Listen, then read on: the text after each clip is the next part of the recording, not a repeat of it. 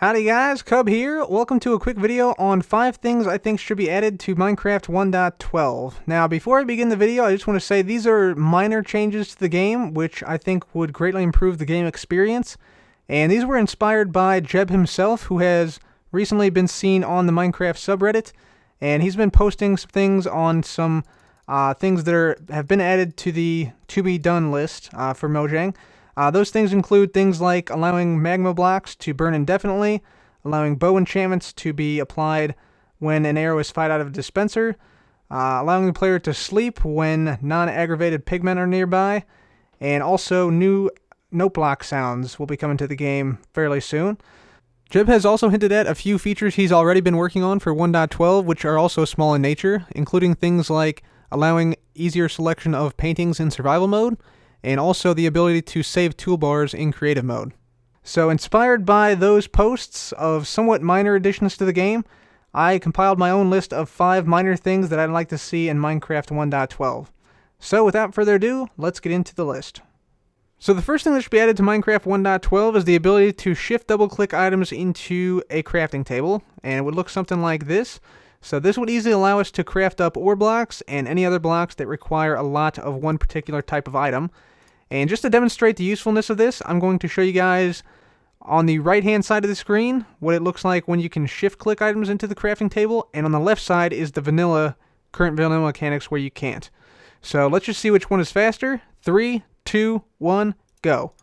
So here we go, and there's 1 hay bale, 2 hay bales, 3 hay bales, 4 hay bales, and we're done already on this side. So keep in mind this not only applies to things like hay bales, but also iron blocks, redstone blocks, diamond blocks, coal blocks, and a bunch of other situations such as prismarine, where it can also be used but isn't necessarily taking up every slot in the crafting grid. So for those reasons and the huge time savings you get when crafting ore blocks, this should be added to Minecraft 1.12. Another slight change that should be made to Minecraft 1.12 is to clear up some inconsistencies regarding the glass recipes of Minecraft. So basically, what this entails is that you can craft up things like glass bottles with regular glass, but not with any stained glasses. So here you'd expect to get some glass bottles, but unfortunately the recipe just doesn't work. It works with any type of stained glass, you just simply cannot craft it unless it's the regular glass like this. And this is sort of equivalent to not being able to craft chests with different types of wood. It's just an inconsistency in the game that persists even across other items. So for instance, let's say we wanted to make a beacon. We can make a beacon here with normal glass, but again, if we wanted to make one with stained glass, it doesn't really work. And I think it's sort of unnecessary. I think it should work with any type of glass, because sometimes you don't have regular glass, all you have is stained glass. And it's sort of a pain to go and get sand, smelt it up, and then use that glass. Same thing works with daylight sensors, for instance. So you need the regular glass here, but if you try to use stained glass, it does not work. And this consistency is hopefully going to be addressed in 1.12. The next change I'd like to see in Minecraft 1.12 is a change in the drop of the Elder Guardians. So currently Elder Guardians can drop sponge and sometimes some fish or prismarine shards.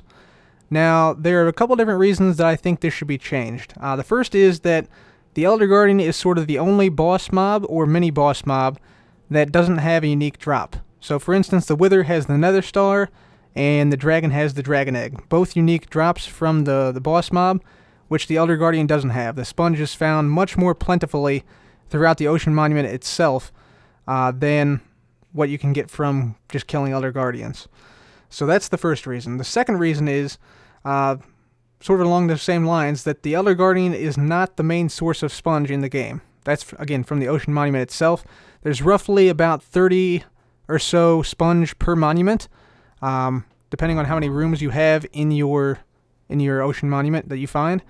And personally, I think that if you have a mini boss mob within a monument, the boss mob itself should yield something more valuable than the monument itself. So that's sort of backwards to me, and I think it should be changed for that reason.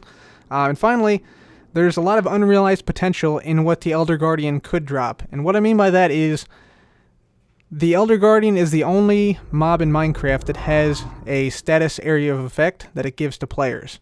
No other mob does that, and currently the drop does not utilize that mechanic, which I think it should.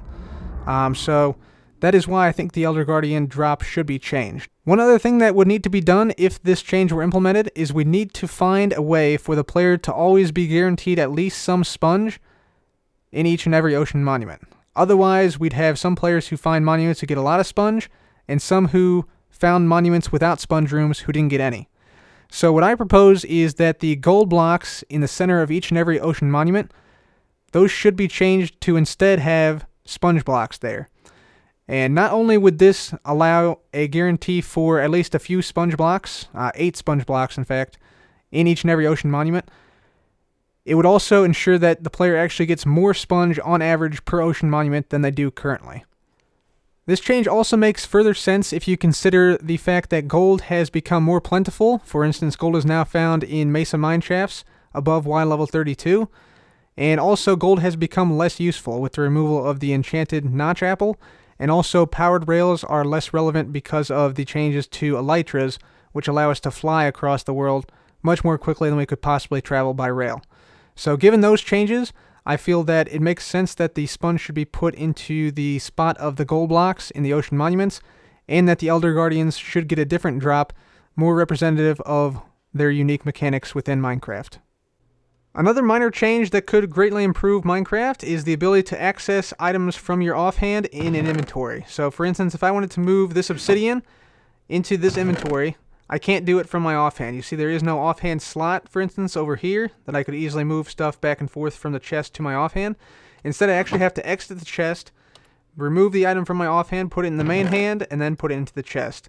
Now, it might seem like a minor thing, but it is sort of an inconvenience at times, and would definitely help improve the game if that was possible to access your offhand while in an inventory. One small feature that should be in Minecraft 1.12 is the ability to locate these end gateway portals. A lot of times I've found that when you're exploring the Outer End Islands, you occasionally will see these end gateways, but then you can't find them once you are ready to return to the main end island.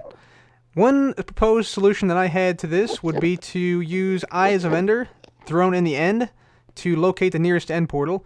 However, Jeb has recently shot that idea down due to the fact that it would be CPU intensive.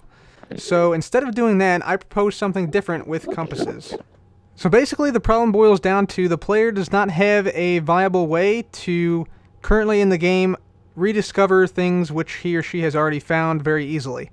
The go-to method right now is basically to use F3, write down the coordinates, and then come back later, which honestly doesn't feel very vanilla to me. There should be a way we can do this without having to resort to the debug menu. And my proposal is this. So my proposal would be to use the compass for this purpose by allowing the player to relocate where the compass points at. So currently the compass points at the spawn chunks, which are over there in this world. But if I were to shift right click on a block, like say for instance this lapis block right here, let me just go ahead and do that right now. So I will shift right click. Then the compass should point directly at that block. And you can see here, if I go ahead and circle around here, the compass now it does indeed point at this block right there. And this would allow players to, discover something, use the compass to shift right click, and then it would allow the player to get a general sense of where they are in the world and make their way back to that point in the world in the future. So this would be great for, having the compass point at your base, so you could always find your way back to your base. Or if it worked in the end, it would allow you to find the end gateways and end portals very easily. I suspect the main criticism of the idea of allowing the compass to point toward a block the player specifies is that the compass does not work in the nether or the end. Now there's two ways to get around this. First of all, you could make a separate item like a nether compass or end compass, and here are two proposed recipes for those. That could work in the nether and the end respectively. This would mean that we'd have to have 3 compasses across all 3 dimensions, and the compasses would not work cross-dimensionally as is in the game right now. The other way to get around this is to actually change the baseline mechanic and allow the compass to work in both the nether and the end, but only after you've shift right-clicked a block to tie the compass to that block. But regardless of which way it's done, I definitely think that this mechanic should be in the game, because it will help players to rediscover things they've already found and allow them a way to get back to where they want to go without resorting to a debug menu. So those are 5 relatively small changes I think would fit in quite well with the existing game mechanics within Minecraft and would definitely be welcomed in the 1.12 update. As always guys, please let me know what you think in the comments section below, and thank you so much for watching. This has been Cub. Goodbye.